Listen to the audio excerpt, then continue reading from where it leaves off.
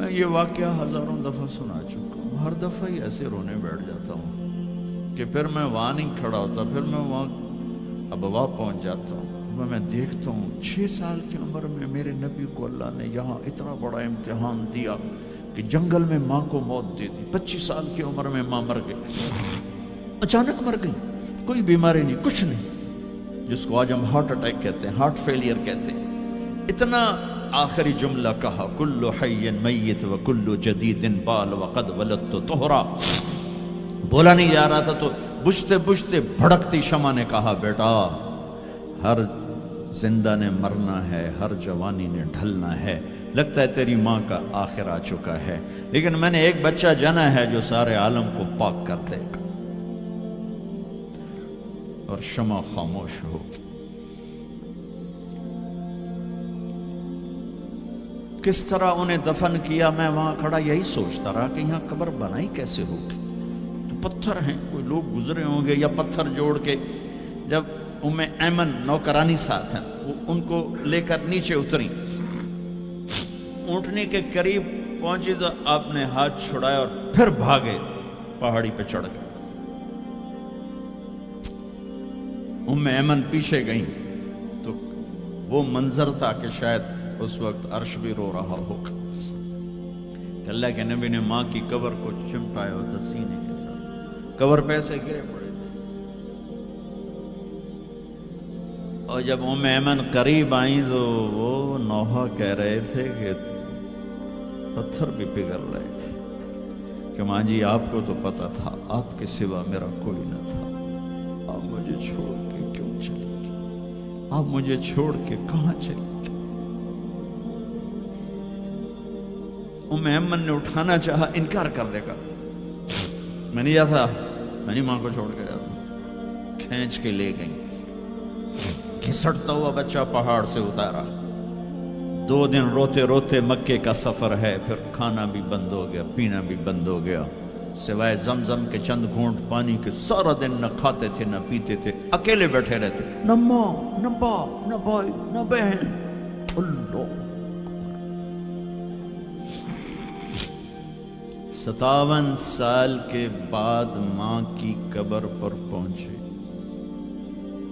اور قبر کے سرہانے آ کر بیٹھے، گوڈے اوپر اٹھائے اور ہاتھ یہاں رکھے اور سر گوڈوں میں دے دیے، جیسے چھوٹے بچے رونے کی پوزیشن بناتے ہیں۔ یہ چھوٹی جگہ میں دکھا نہیں سکتا، اور پھر جو رونا شروع کیا، اتنا روئے کہ ساری داڑھی سارا سینہ آنسوں سے بھر گیا، جیسے کوئی معصوم بچہ، جیسے 6 سال کا محمد رو رہا صلی اللہ علیہ وسلم۔ اتنا روئے کہ وجود ہل گیا، اور پھر فرمایا کہ میں آگے نہیں جاؤں گا، میں رات یہیں رہوں گا۔ تم کیا جانو رشتے کیا ہوتے ہیں، تمہیں صرف پونڈ گننے آتے ہیں۔ تم سے مراد میں بھی اور سارے بھی، کہ ناراض نہ ہو جاؤ، ساری امت کا یہی حال۔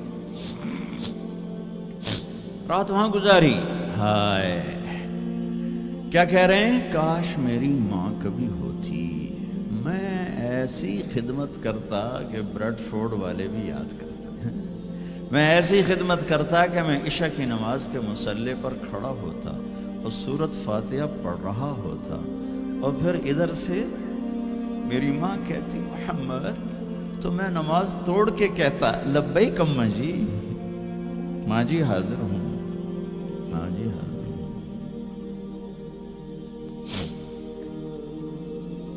مچھلی کھانا چھوٹا گناہ ہے، شراب بیچنا بڑا گناہ ہے، سود کھانا بڑا گناہ ہے، ڈرگ بیچنا بڑا گناہ ہے، چوری ڈاکے ظلم و ستم کیا امت نہیں کر رہی، بے گناہ قتل، جھوٹے الزام تہمتیں، کیا حشر کر دیا جنید جمشید کا۔ یہ اسلام ہے۔ اتنے نیک انسان، 17 سال سے اللہ کا نام لینے والا، اس پہ گستاخ کی تہمتیں، یہ امت کیا منہ دکھائے گی اللہ اس کے رسول کو، کہ جس نے منافقوں کو سینے سے لگایا، عبداللہ بن ابی جیسوں کے جنازے پڑھ دے. کہاں چلے گئے, کہاں ڈوب گئے. اتنا زوال, اتنی اندھیری رات ہے کہ امید ہی ختم ہو گئی کہ پتہ نہیں دن بھی چڑھے گا.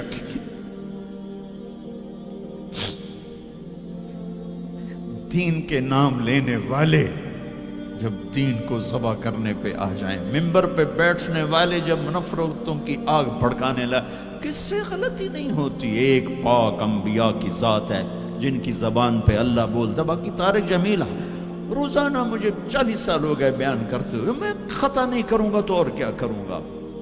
مجھ سے پوچھو تو صحیح, میں غلطی سے کہہ گئے, جان بوجھ کے کہہ گئے, ہو سکتا میں نے غلطی سے کہہ دیا. اللہ نے توبہ رکھی ہے, کفر کی توبہ. یہ میں درد سے بول رہا ہوں, زوال ہے, زوال, خوفناک زوال ہے. جب ممبر پہ بیٹھنے والے دین سے اتنے دور چلے گئے, عوام کا کیا. طلیحہ نے نبوت کا دعویٰ کیا اور لڑائی کی صحابہ سے. عکاشہ بن محسن جیسے بدری صحابی کو شہید کیا, اتنے بڑے مقام کے صحابی کو شہید کیا. اور حضرت عمر کے زمانے میں توبہ کرنے آیا, آپ نے گلے لگا لیا, توبہ تو سب کفر کے, نبوت کے دعوے. میرا اللہ کہتا میں تو ہر بیان میں کہہ رہا ہوں کہ دھرتی گناہوں سے بھر کے ایک دفعہ کہو یا اللہ میری توبہ, تو اللہ کہتا جاؤ سب معاف کیا. یہ میں زوال بتاؤ. آج امت کتنی پستی میں چلی گئی ہے, کس قدر فرقہ واریت نے ایک اجتہا کی شکل اختیار کر لی ہے. ایک دوسرے کو سلام کرنے سے کہ کافر کافر کافر, کتے خنزیر. میرا نبی ایسے بولتا تھا. میں انسان ہوں, بول رہا ہوں, بولتا بولتا کوئی غلط جملہ بول سکتا. گستاخی کا جان بوجھ کے کرنے والا یقیناً دارہ اسلام سے عمل چھوڑنے سے آدمی کافر نہیں ہوتا. گستاخی کرنے سے, نماز چھوڑنے سے کافر نہیں ہوتا, گناہگار ہے. نماز کی گستاخی کرنے سے وہ دارہ اسلام سے نکلتا ہے, لیکن اس کے لیے بھی توبہ کا دروازہ کھلا ہوا ہے. لیکن یہ کتنا تعصب ہے, نفرت ہے کہ ایک آدمی کی 17 سال کی پاک زندگی کو ایک غلطی پر کفر بنا دیا. یہ گراوٹ ہے, زوال ہے. ہمیں بندر خنزیر بنانے کے لیے فرقہ واریت ہی کافی تھی. اس کملی والے کو دعائیں دو جس نے حسن حسین کو ذبح ہونے دیا. تمہارے لیے ہاتھ اٹھو, میری امت کے ساتھ کیا کرے گا, پوچھ کے آؤ. اور وہاں سے جواب